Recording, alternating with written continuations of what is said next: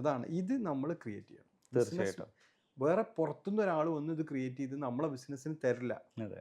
ഇവിടെയൊക്കെ നമ്മളെപ്പോഴും ഇങ്ങനെ പ്രശ്നമുണ്ട് അങ്ങനെ പ്രശ്നമുണ്ട് എന്ന ചലഞ്ചുകൾ നമ്മൾ പറയാറാ. ആരാണ് നമ്മളെ ബിസിനസ്സിൻ്റെ ഈ ചലഞ്ച് നിൽക്കുക?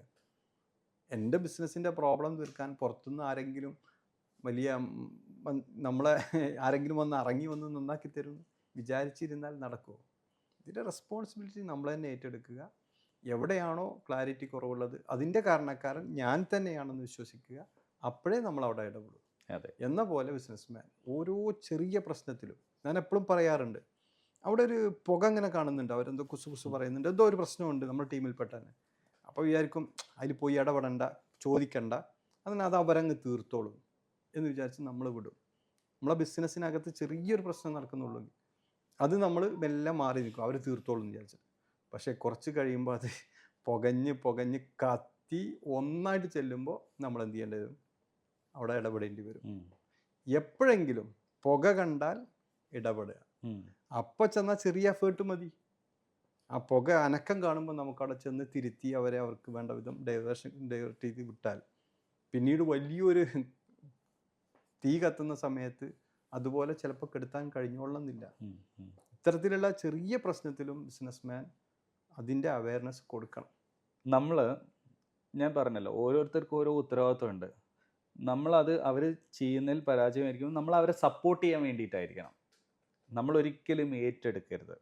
സപ്പോർട്ട് ചെയ്യാൻ വേണ്ടിയിട്ടായിരിക്കും. ഏറ്റെടുത്ത് കഴിഞ്ഞാൽ അവർ റിലാക്സ്ഡായി അവരൊരിക്കലും പഠിക്കാൻ പോകുന്നില്ല. ഞാനില്ലെങ്കിലും ഇന്നയാൾ സപ്പോർട്ട് ചെയ്യും. ഇവിടെയാണ് പലപ്പോഴും പല പരാജയവും സംഭവിക്കുന്നത്. ഒരാൾ എന്തെങ്കിലും കാര്യം ചെയ്യുമ്പോൾ അതിനും ബെറ്ററായിട്ട് ചെയ്യാൻ പറ്റാവുന്ന ഒരു അവസരം ഉണ്ടെങ്കിൽ ഒരിക്കലും അവനെ വഴക്ക് പറയരുത്, പകരം അപ്രീഷിയേറ്റ് ചെയ്യുക. നമ്മൾ പല കോൺട്രവേഴ്സീസ് ഉണ്ട്. നമ്മൾ വർക്ക് ചെയ്യുന്നത്, പണിയെടുക്കുന്നത് പൈസയ്ക്ക് വേണ്ടിയിട്ടാണെന്നുള്ള. തൊഴിലാളികളാണ് ആരാണ് പൈസയ്ക്ക് വേണ്ടിയിട്ടാണ് പണിയെടുക്കുന്നത്. അത് കോൺട്രവേഴ്ഷ്യലാണ്, തെറ്റാണ്. ഗതികേട് കൊണ്ടാണ് അവർ പൈസയ്ക്ക് ഇമ്പോർട്ടൻസ് കൊടുക്കുന്നത്. പൈസ അത്രയും ആവശ്യമായതുകൊണ്ടാണ് അവർ പൈസയ്ക്ക് ഇമ്പോർട്ടൻസ് കൊടുക്കുന്നത്. പൈസ അത്രയും ആവശ്യമുണ്ടെങ്കിൽ ഒരാൾ വന്ന് വർക്ക് ചെയ്യുമ്പോൾ അവർ എക്സ്പെക്റ്റ് ചെയ്യുന്ന മറ്റു പല കാര്യങ്ങളാണ്.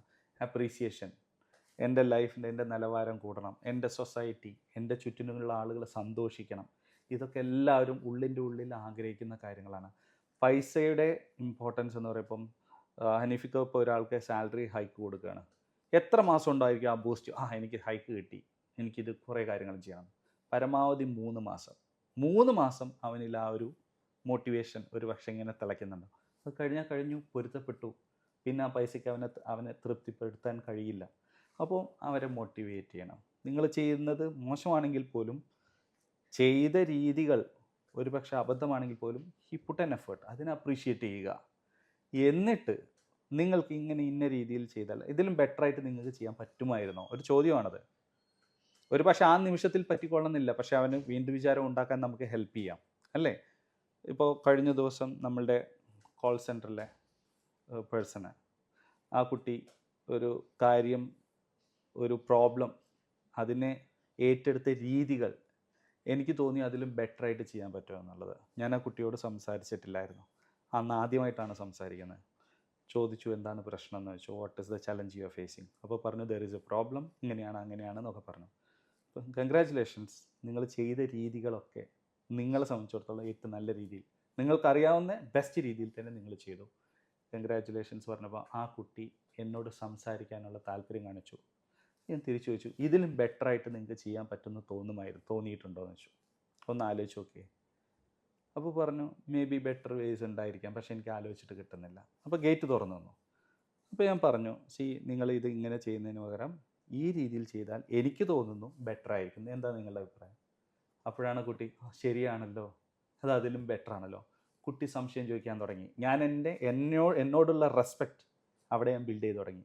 അപ്പോൾ ഞാൻ പറഞ്ഞത്, ഇത് പറഞ്ഞു കൊടുക്കുന്ന ആളുകൾ ഇത് എടുക്കേണ്ടതാണ്, അവർക്ക് ഫീൽ ചെയ്യണം. സാറേ, നമ്മളെപ്പോഴും പറയാറുണ്ട്, ഈ വീഡിയോസ് ശരിക്കും ഞാൻ തന്നെയാണ് കാണാറ്.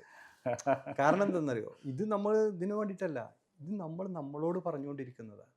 കാരണം എനിക്ക് ഈ ലോകത്ത് ഏറ്റവും കൂടുതൽ ഞാൻ കേൾക്കുന്ന ഏറ്റവും നന്നാവണം. നമ്മൾ ഈ കേൾക്കുന്നത് ഏറ്റവും നല്ലതാണ്, നമ്മൾ പറഞ്ഞുകൊണ്ടിരിക്കുന്നതും ഏറ്റവും നല്ലതാണ്. ഇങ്ങനെയൊക്കെ ചെയ്യണം. ചിലപ്പോൾ അറിഞ്ഞാൽ പോലും ചില സമയത്ത് നമ്മുടെ പിടി വിട്ടുപോകും. നിരന്തരം ഞാൻ ഇതിനു വേണ്ടി ശ്രമിച്ചുകൊണ്ടിരിക്കുകയാണ്. ഇപ്പോൾ നമ്മളിത് കേൾക്കുമ്പോൾ ഇപ്പോൾ നമ്മളൊന്ന് പുതുക്കി, ഇങ്ങനെയാണ് ഇടപെടേണ്ടത്, ഇങ്ങനെയാണ് ചോദിക്കേണ്ടത്, ഇതൊക്കെ എഴുതി വെച്ചിട്ടുണ്ട്, ഒക്കെ ചെയ്തിട്ടുണ്ട്. ചില സമയങ്ങളിൽ നമ്മളെ മുമ്പിൽ ഒരു പ്രശ്നം വരുമ്പോൾ ഇതൊക്കെ കയ്യിൽ നിന്ന് പോകും. ശ്രമിച്ചുകൊണ്ടേയിരിക്കുക. ഇത് തന്നെ നമ്മൾ ആളുകളോടും പറയുന്നത്. ഇതാണ് ശ്രമിച്ചുകൊണ്ടേയിരിക്കുക. ബെറ്റർ വേ. നമ്മൾ ചില സമയങ്ങളിൽ നമ്മുടെ പ്രഷറും നമ്മുടെ ചിലപ്പോൾ ഒരുപാട് പ്രശ്നങ്ങൾ നിലനിൽക്കും, പൊട്ടിത്തെറിച്ചിരിക്കാം. അത് നിരന്തരം നമ്മൾ തന്നെ ആ ട്രാക്ക് തെറ്റുമ്പോൾ ട്രാക്കിലേക്ക് കൊണ്ടുവരാനുള്ള ശ്രമം നടത്തിക്കൊണ്ടേയിരിക്കണം. അത് തെറ്റിപ്പോയി, അത് അങ്ങനെ അങ്ങ് പോട്ടെ, ശരിയാവില്ല.